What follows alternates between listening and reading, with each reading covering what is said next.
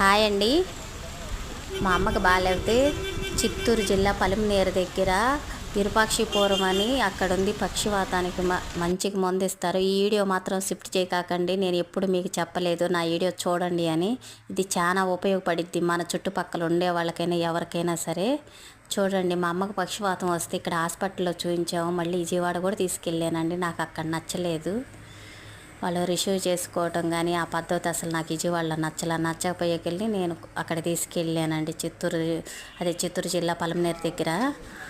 మేము నైట్ 2:30 టైంలో వెళ్ళామండి అక్కడికి. అది 5:30కి ఎంతమంది జనం ఉన్నారో చూడండి. చిన్న పెద్ద లేదు, ఎంతమందినైనా తీసుకొస్తున్నారు. మనం హాస్పిటల్కి పోకుండా అక్కడికి వెళ్ళి చూయించుకునే వాళ్ళకి కూడా చాలా తగ్గిన వాళ్ళని కూడా నేను అదంతా గమనించాను.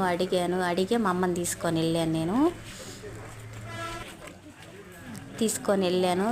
వెళ్తే అక్కడ జ్యూసులో కలిపిస్తున్నారు.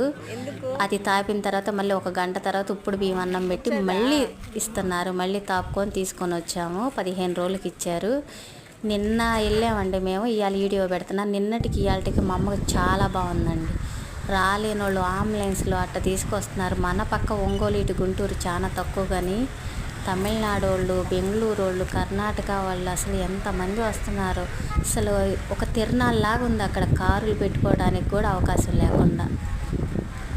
అక్కడ 1500 తీసుకున్నారండి. జ్యూస్ ఇచ్చారు, బాగా చేశారు. జ్యూసు, ఆయిల్మెంటు, ఒక లిక్విడ్ ఇచ్చారు కలుపుకొని తాగడానికి. చాలా బాగుందండి. బాయ్ అండి. ప్లీజ్ ఒక లైక్ అందరూ చూడండి, షేర్ చేయండి. ఈ వీడియో చాలా పనికి వచ్చింది మీకు.